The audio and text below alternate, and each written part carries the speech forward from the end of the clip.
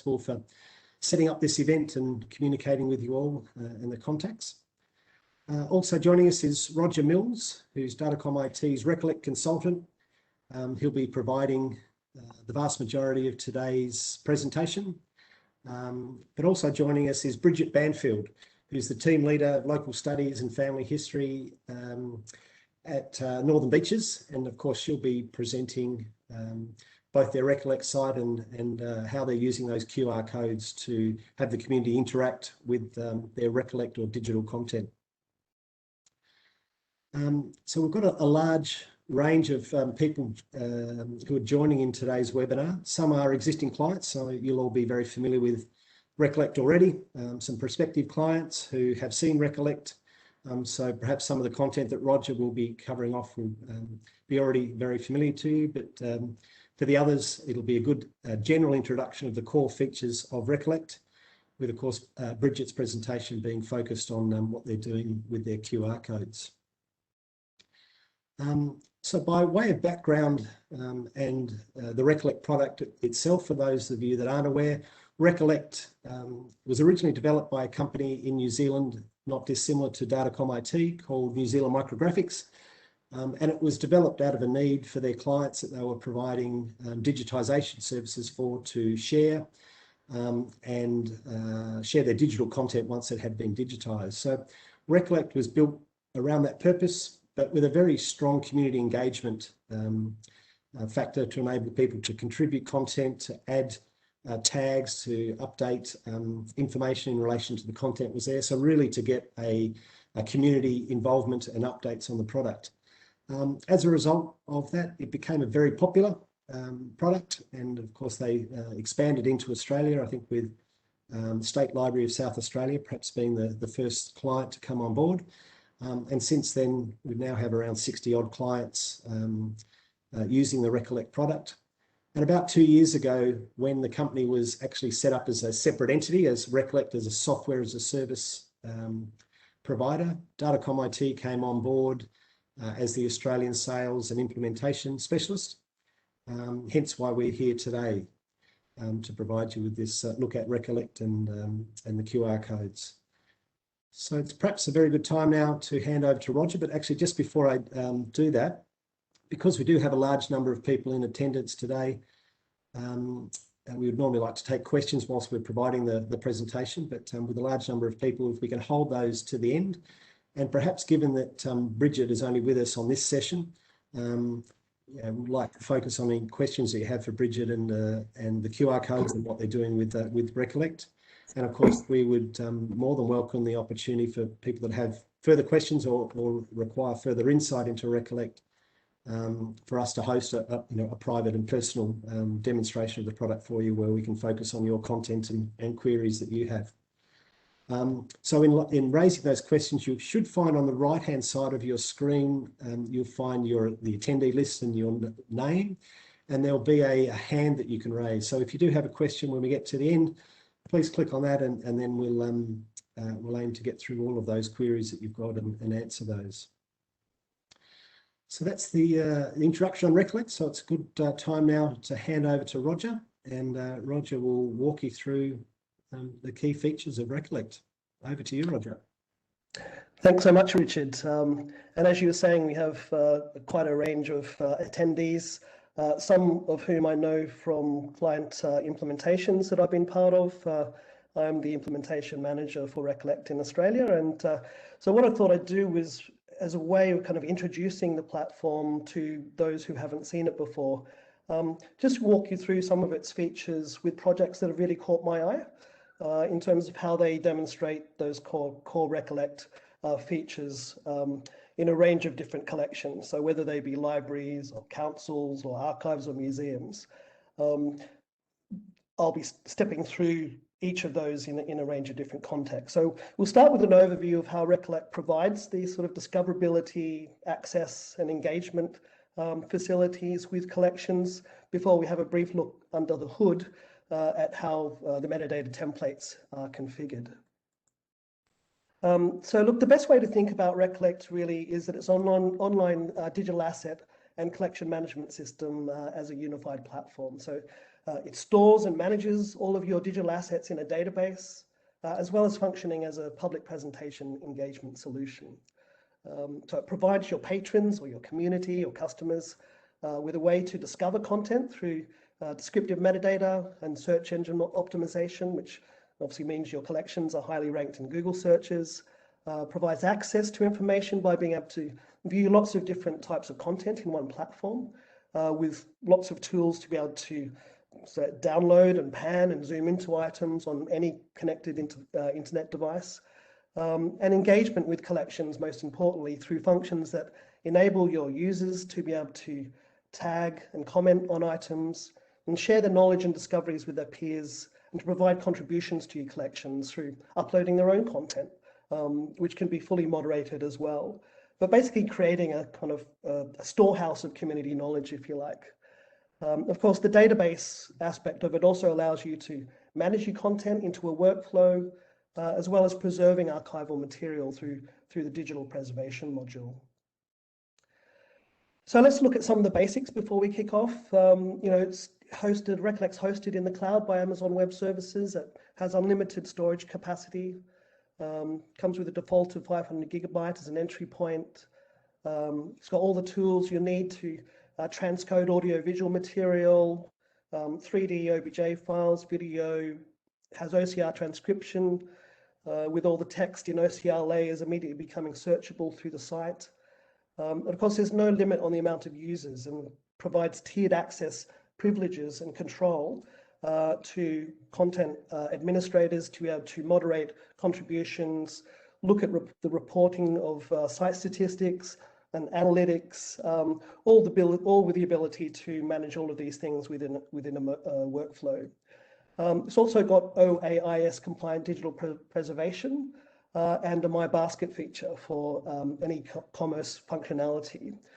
So overall, it has a lot of capacity to meet the needs of a lot of different types of clients. And of course, the key to Recollect's discoverability functions is its universal digital viewer. And the viewer allows you to view 3D content from your browser, can manipulate multimedia assets, which allow you to tag and link content, as I was just describing. So you can actually link content within your collection as well. You can play and caption tag audio-visual content as well, such as oral histories. And the georeferencing functionality is integrated with the Google Maps API. So you can add these functions, say, for instance, from a map directly to Google Street View, so you can see from a map into the Street View itself. And I'll demonstrate some of these functions as we move through and jump into some live sites. So in terms of the way that Recollect allows you to customize the design, we might just have a look at some of these sites now. And we can start with the University of Sydney Digital Collection. And one of the things that first strikes you about a Recollect site is the customized design of it. So for instance, in this example, you have the header, which has all of the university and library's external collections and services, followed by what we describe as a carousel widget. Now, the carousel widget is basically a link through to an item in your collection, which shows up on your homepage as a way to attract your viewers into a particular type of collection that you'd like them to see. And I should preface really everything that I'm going to be talking about today and showing you has been done through an implementation process in which we work quite closely with clients in a series of workshops to really drill down into the type of users and personas, we call them, that are likely to be using the site. And very often clients will know who those users are. But we also kind of look at aspirational users, the types of people that you would like to draw to your site as well. So underneath the carousel widget, we've got obviously the search bars, which in this case allows you to search the digital collections as well as what's been uploaded more recently. We've got here the browser widgets, which just take a viewer into a particular type of collection. So whether it's a publication or a manuscript or collections of different types, that will just allow you to jump into that collection straight away and be able to view content from the browser widget. Now, the University of Sydney Digital Collections have decided that they wanted to show most of their users, and of course, researchers, historians, academics, students, are really going to be wanting to dive straight into particular collections. So they've used what we describe as the collections widget as being the fundamental array of tiles that you can see there. Underneath that, of course, you've got all the customized design of the university with student links and other external links that the university uses. Let's just jump into another recent implementation, the Reserve Bank, their unreserved site, which is a treasure trove of old letters sent between London and Sydney in the early days of setting up the Commonwealth Bank, which then became the Reserve Bank. And of course, I've learned a lot about the Commonwealth Bank since then. They again have gone for the browser widgets along the top, thinking again their users are going to be very similar to the universities, I guess, in terms of researchers and historians mainly. They've got a big introduction page here, of course, your search bar, and then moving down, you've got your collections widgets again.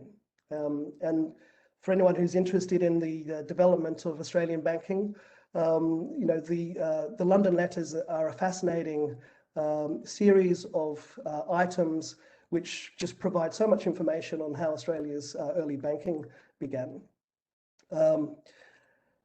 What else have they got? They've got the showcase widgets as well. Now, the showcase widgets are a way to explore collections through actual items themselves. And these can be curated on a monthly or even weekly basis if you wish. And instead of taking you through to a collection, they'll take you straight through to an item itself. And what you can see on the right-hand side of every item view in Recollect is the metadata that is laid out through the item templates. And we'll get to that a little bit later on. Perhaps we might just jump over now into the City of Sydney archives. As I was saying at the beginning, Recollect can be facilitated for libraries or archives or museums, a range of different types of metadata schemas. And of course, the City of Sydney archives, they've used the Australian series system as a way to lay out their metadata. And of course, being an LGA, they've deemed that their users would be most interested in seeing items displayed in a heat map.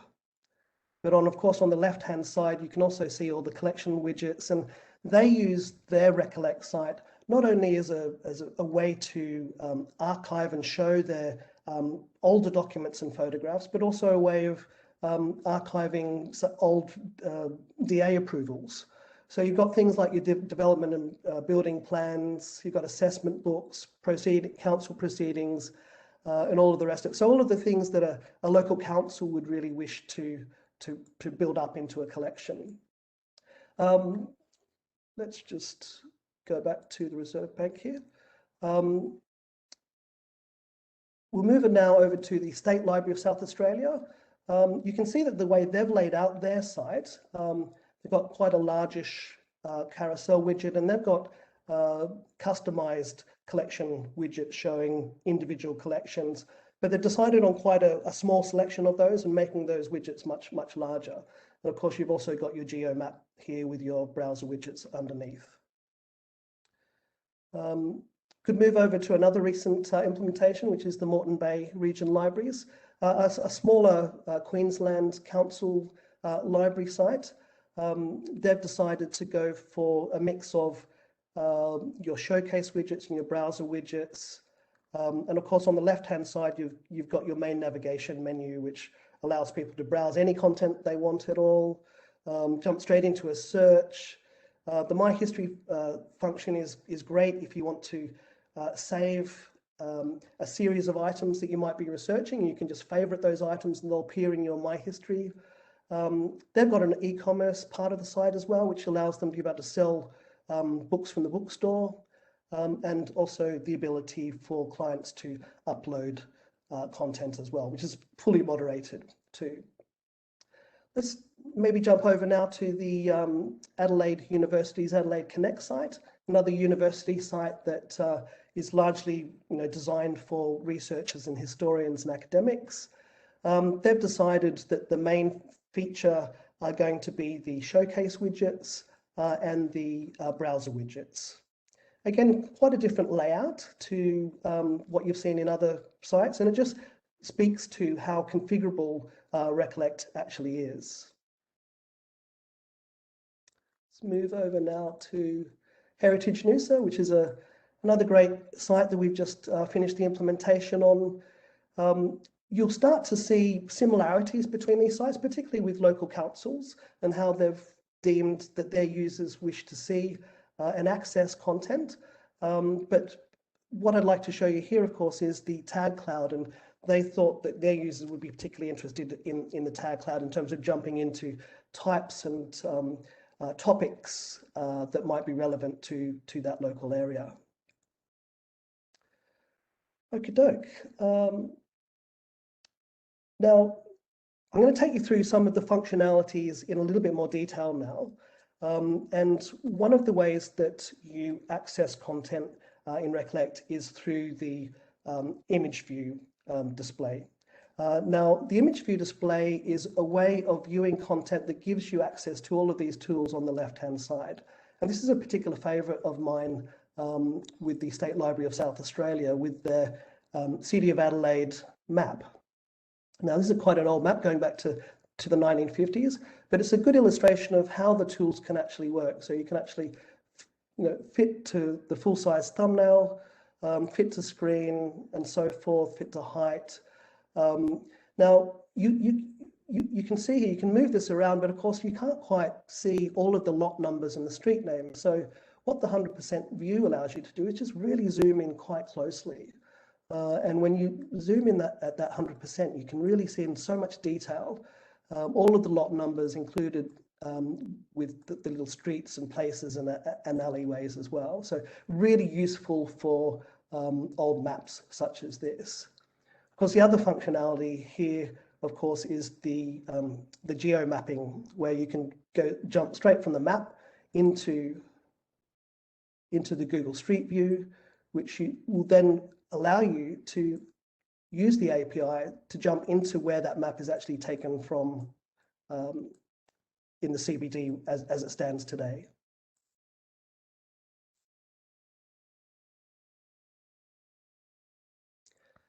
You can also move in and out, zoom in and out of that, but of course, even at that zooming capacity, you can't quite see the lot numbers. So that's where the zoomed 100% comes in. I'll show you some of these features in a little bit because the text doesn't really apply to a map. You can also download, you can add that to collection. I remember telling you about the My History function, so you can add that to your collection to go back to later. And you can also contact them about the map that you want to know more information. And for researchers, particularly useful, you can access a Chicago-style API reference for that particular map. So that's the image view. Let's have a look at how users can now access information through the document viewer. Now, the document viewer provides OCR on ingest and the ability to edit OCR layers and transcribe handwritten documents. So I'm going to go back to the Moreton Bay site because I think this is a really good example. What we can do here, obviously this is an old clipping, but we might also want to view this as OCR transcription. So as I was saying at the beginning of the presentation, all OCR layers become searchable as soon as they're ingested and are provided to the viewer by clicking the text button to show the transcription.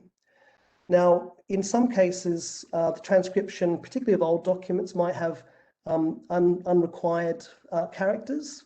We can see one here, and what we can do is we can just edit that. Not sure we need that little line there, so we'll just get rid of that. And we can just save, and then that will just make that little edit to the transcription. And so volunteers and editors and site managers can make these little transcription edits. Of course, it's particularly useful for a handwritten document. And here's an old handwritten document from the First World War. Very faint, obviously it's come through the trenches. And so what we might want to do is might want to just focus right in on that And we'll go to the transcription, but what we might want to do is actually transcribe some of it, because it's almost, can't really read it. So in preparing for this presentation, I thought I'd have a look at this. And I don't know if people can see this, but it says in the very top row, I'm in the dugout all day. I'm in the dugout all day. So what we can just do is we can edit that transcription and just add.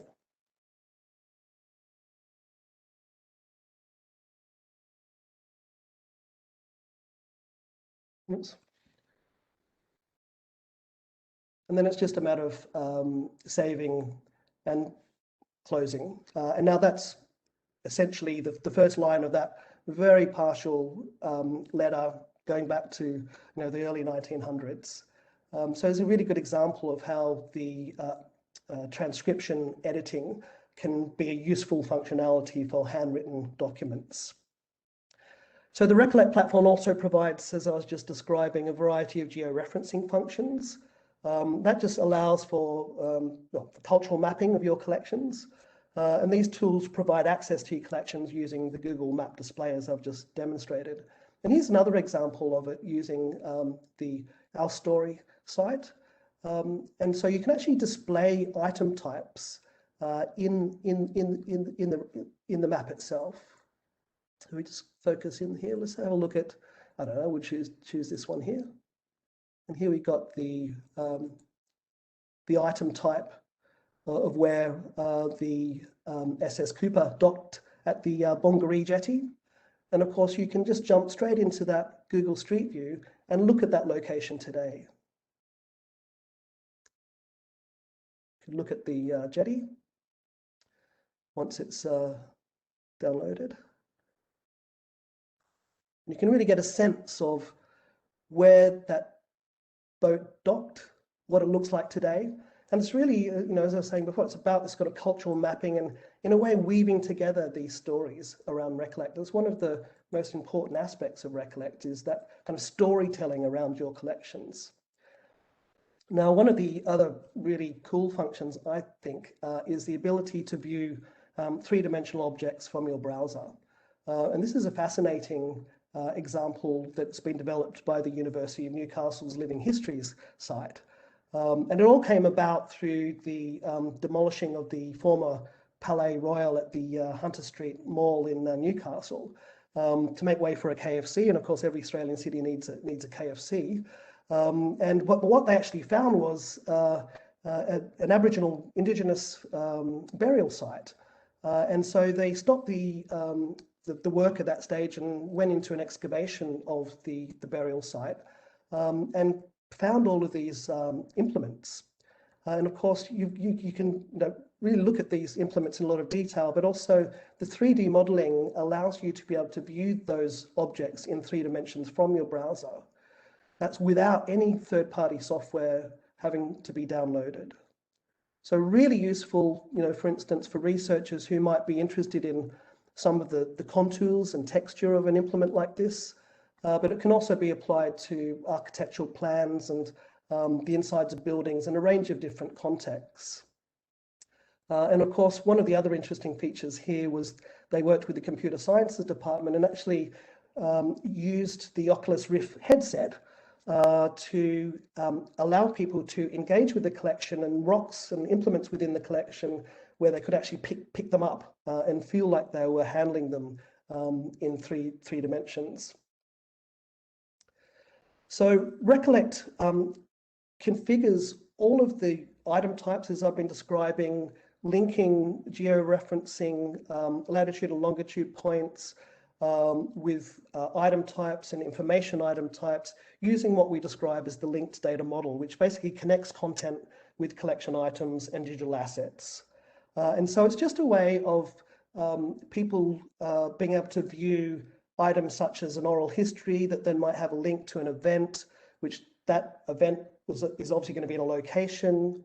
That location might then have a link to an image, which might then go back to that event. And so you get this kind of circularity of forward and backward links that are all done within the metadata itself.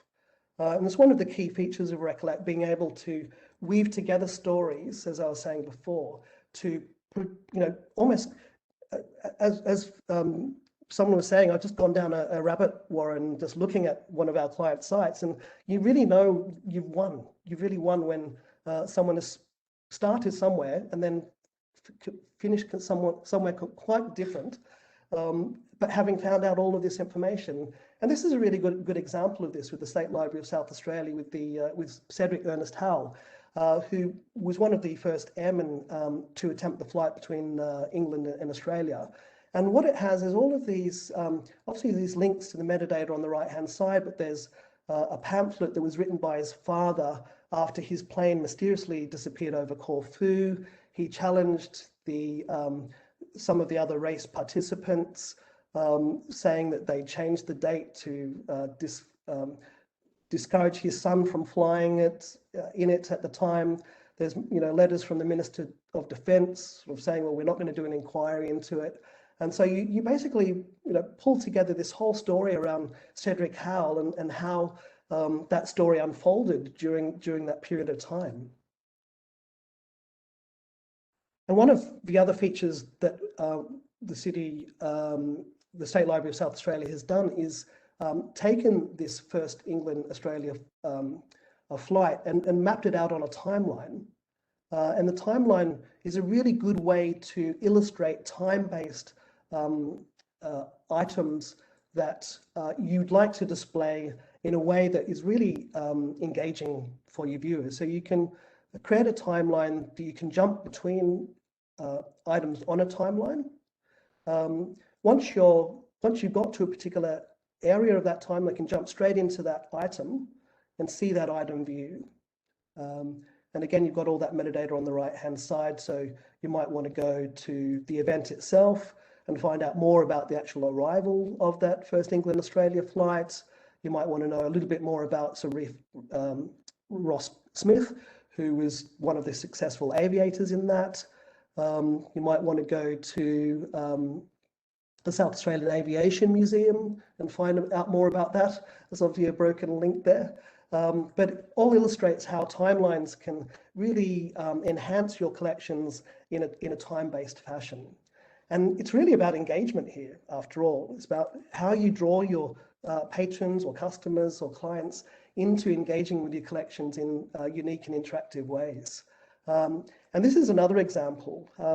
We've covered the core features of how we can provide discoverability and access to your collections. But Recollect also allows you to provide engagement to your community with your site through tagging audiovisual content, which can really enhance your collections. So let's have a look at this example here from the Dunlop Tyre Factory. You can show the links of where they are. That's actually not the example I wanted to show you. It's this one here, where clients or patrons of the Upper Hutt City Library have tagged various items in it. And of course, if one of these tags is an item within itself, within Recollect, you can actually go to that item within the collection itself. So again, it's a way of kind of drawing more and more information out and weaving it together to tell that story. Of course, all of these links can be moderated by administrators. So you can either allow people just to do it and add those tags, or they can be put into a workflow for editors and administrators to moderate. Another really nice little feature here is with oral histories. And with the oral histories, Recollect allows you to be able to what we call caption tag. Now, caption tags is where you might be viewing an audio or a video of a particular oral history and say, well, I want to know, I knew Beryl Harris was a notable New Zealand swimmer, so I want to go and hear her talking about swimming, for instance. Yeah, and then our local river, the council, in its wisdom, can I say that, used to make weirs along the riverbank. So you can jump straight into her talking about, learning to swim in the local rivers, and that can all just be done by adding a caption tag, which allows you to put in the start time and the end time, and you can put in the caption there as well. Of course, with oral histories, you can also have transcriptions of those oral histories, which aren't done, unfortunately, by Recollect, but you can, again, it's a job that you could provide to a volunteer or crowdsource some of these functions. But it's a way of kind of being able to view and engage with oral histories in a way that doesn't require you to listen or watch an entire video all the way through. The other very engaging function of Recollect are the way that it allows your community members to add contributions and recollections, so-called, as well as sharing this content. So if you're a registered user, you can add a personal recollection and knowledge about a particular item. So that's easily done just by adding a recollection, and you can say,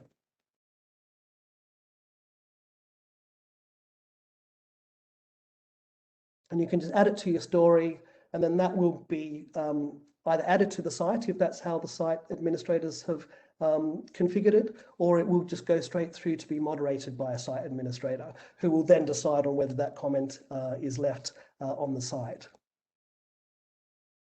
Of course, it also allows you to upload content. That can be either moderated content. Most of our clients require content to be moderated. So you can upload photographs or publications or videos, and it just brings up a simple page which allows you to add all of those details in. And again, the site administrator would then review that and decide on whether they were going to use that content in any way. And of course, the last little feature here is the voting feature, which allows you to vote on a particular photograph. You can also customize these voting categories, and it just is a way for you to get an understanding of how people are interacting with your content. Now, cataloging in Recollect, which is more for librarians, I guess, which I just wanted to touch on briefly. So the DAMS part of a Recollect catalogs records based on what we call item types. So for instance, conference proceedings, minutes, maps, photographs, and each item has an item template. And these item templates is how you lay out your metadata schema. So whether it's in the Australian series system or Dublin core or MARC or whatever schema you're using, you can lay it out. And that is the way that the cataloging system works. Of course, the orphanarium is another cool little function which then looks for items that aren't linked together. And it'll say, hey, there's an item here. Let's go back to Cedric Howell, the airman. There's a person who describes him in the metadata. Do you want to link to that person? It might have been his uncle or his great aunt or something like that. Of course, one of the things that we need to remember about Recollect is that it acts as a repository of catalogued items, but it's not circulation based. And again, this is kind of pivoted a little bit toward you librarians here. So it allows you to catalog physical items and their locations, but it doesn't record the circulation of those items. But what it does do is offer you this ability to have circular links. So you can have circular links, say, from this deed of settlement, which if you discover this in Recollect, will take you straight through to the State Library of South Australia's library management system. But if you actually came to it from the library management system, you can, obviously you're in the building, so you might want to look at it. You might want to ask the librarian to look at it at the desk, but you might want to see the digital collection, the digital version of it. Just by clicking the digital version, it'll take you back to the Recollect item. So it's an interchangeable way of links between an LMS and Recollect itself. So it's a convenient way to, I guess, conjoin your digital collections with your physical collections and between an LMS and Recollect itself. So we might just have a really quick look under the hood. This is the way that the admin page works in terms of the item templates I was describing. We've got the template for a photograph. This is the Recollect item template, which allows you to configure it based on any type of metadata schema you wanted. When I say it's highly configurable, you can add these, and these are all, you can add a group and then a new field to that group. So the group's the ones with the blue colors and the fields are the ones underneath. And then you can simply download a spreadsheet of this template and add your metadata to the spreadsheet after that. And this is sort of information we go into a little bit more detail in a presentation. So if you're interested in knowing a little bit more about this, we're happy to go into this in much more detail in a presentation. Of course, Recollect is also integrated with Trove, which allows you to have all of your, a number of your item types harvested by Trove. And so where you have a field name displayed in Trove, such as author, creator, you've got examples in the Recollect, so it might be creator or author or photographer.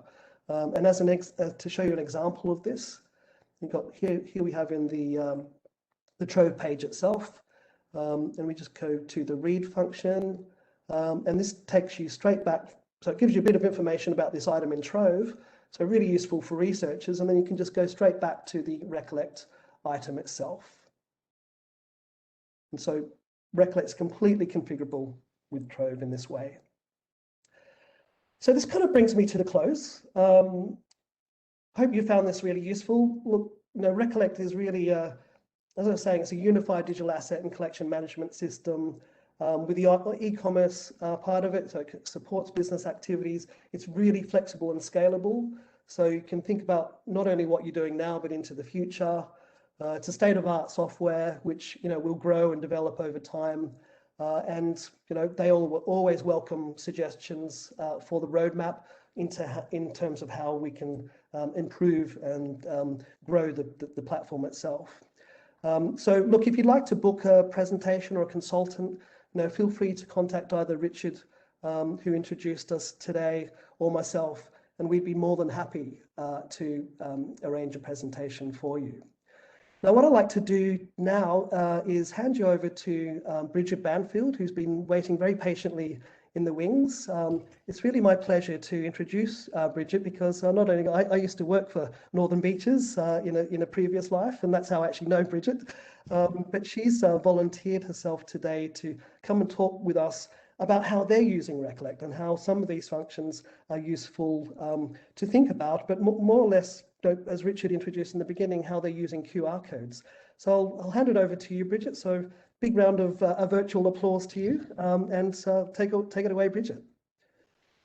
Thanks, Roger. That was really, really interesting. Enjoyed that very much. So hi, everyone. My name is Bridget, and as Roger said, I am the team leader for Local Studies and Family History with Northern Beaches Council.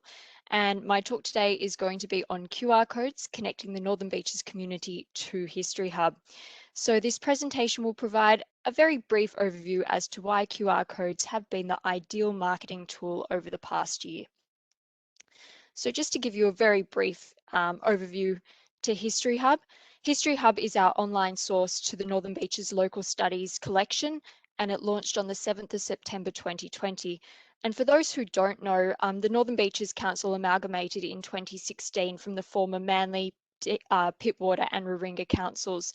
And to this day, our local studies collection is still located in 3 separate places at Manly Library, DY Library and Mona Vale Library. And so with the launch of History Hub, it meant for the first time our collections actually were finally available to the community from the one spot. And this completely changed everything for us. It actually meant that finally people could access our resources really easily. And we were able to promote our resources differently, and also internal and external stakeholders, could finally get to our resources without having to source too many people. It became a real life changer for us. And within the first month of History Hub launching, we had over 5,000 new users and 86,506 page views. So that was without extensive marketing too. And it also provided international reach for us with USA, England and Ireland visitors, and we started to form new partnerships with internal and local community groups, which had never been achievable for us before. So it made such a huge difference, us joining the Recollect platform. So our first big promotion that we did was with the Manly Main Street team with Northern Beaches Council, and they actually approached us after we sent them a promo link to History Hub in September, just before the launch. And they said that they wanted to display some of our History Hub images around construction sites on Manly Corso. Now, at the time, we actually didn't think about doing QR codes because the developers NZMS had said that they were purely focusing on desktop platforms. And so we said that we wanted to focus on this too. And so didn't even think about going down the QR code route. So our photos that we gave them purely said image courtesy of Northern Beaches Council Local Studies and didn't even advertise History Hub. But what we found was just after the display was launched, in the first week, we had 24 walk-ins at Manly Library. And that may not sound much to you, but that was actually a staggering increase in walk-in interest, asking about images or the collection. And naturally, to each person, we demonstrated History Hub. So this started to make us change the way we were thinking about our promotions. But then what happened when we launched, we started to do a social media blitz. So weekly we would advertise a History Hub image or a fact sheet through our social media platforms. And by November, I was tracking analytics for our website. And we found that 64% of our users were using mobile platforms to view History Hub, which just absolutely shocked us. We weren't expecting that sort of engagement from a mobile platform, from a mobile device. And so when we got approached yet again from another team in council to help them with the freshwater shop revitalisation project, yet again to make empty shops around Freshwater Village look pretty with historical images, I sort of suggested to them, why don't we put QR codes so it links straight into History Hub? And they loved the idea. They thought that was fantastic because then we could actually provide some background into the images as well, not just make them look pretty. And so we went down that. But what they wanted to do, instead of linking it to the actual images, they decided they wanted to link it to History Hub's homepage. So this is what each QR code linked directly to. This is our homepage. So it looks, you'll see, it looks very familiar to some of the other pages that Roger showed you. We've got our main slide there, which just changes every so often. We've got the showcase and we've got some widgets there that people could view. And what they requested from us was that we put some of the freshwater images, and there were about 20 of them, in this showcase. The problem with this was we had several partnerships going, and so all of them that we had signed up with the different partnerships wanted their images appearing in the showcase. So they'd be rolling off from each other, and not all of the freshwater images were directly appearing at the one time. So at the same time, I put in a collection, which you can see the collection widget here. I created a Freshwater Village shop collection, but the Freshwater Village shop collection didn't get a lot of traction from the QR code because people weren't being directed to it.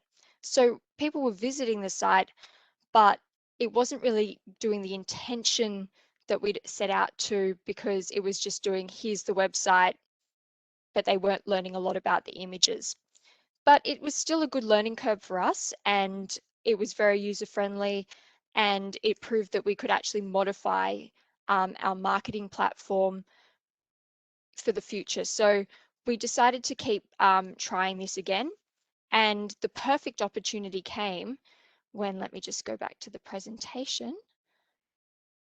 The perfect opportunity came when we were approached to help with a DY Beach Panorama installation. So this DY Beach Panorama didn't actually belong to us, it belonged to the State Library. And so we contacted State Library to ask if they would lend us this image, and of course they were very kind and said yes, and they also gave us a copy, a digital copy, so that we could upload it onto History Hub. And so we assisted the arts and culture team in getting this installed at DY Beach.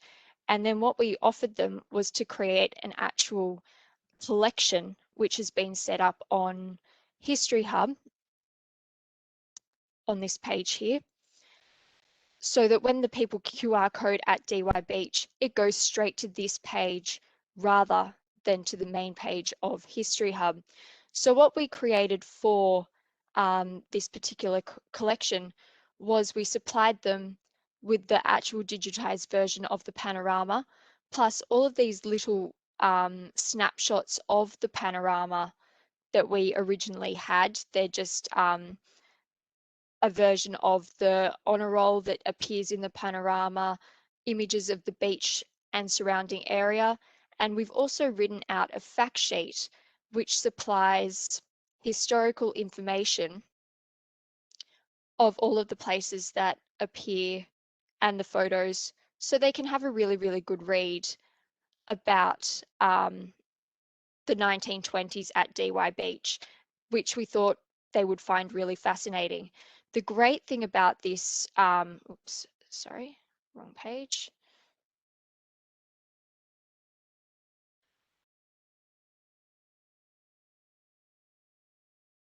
The great thing about the DY Beach panorama